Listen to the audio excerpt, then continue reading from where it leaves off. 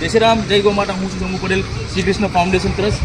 તો આજે હું વલસાડ આવ્યો છું. ઘણા દિવસથી ગૌ માતા પરેશાન છે, એના ગળામાં રસ્સી ફિટ થઈ ગઈ છે અને બહુ જ ખરાબ હાલત છે.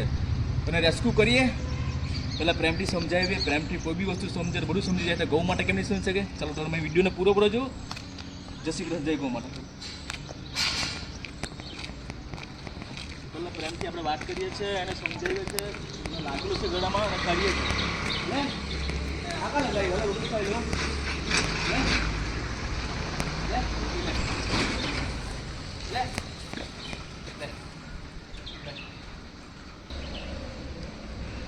બિચારી ખવાતું પણ નથી અહીંથી. બહુ જ કન્ડિશન. લે લે લે લે લે.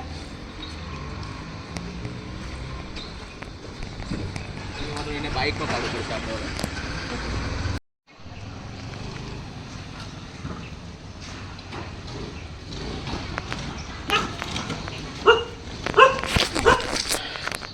ફાઇનલી આ રેસ્ક્યુ કરી દીધું છે.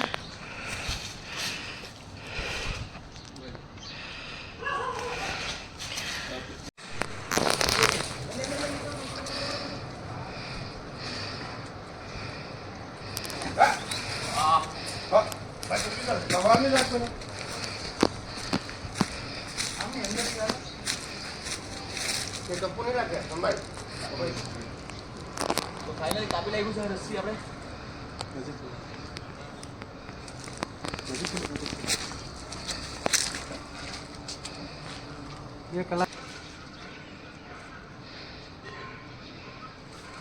જા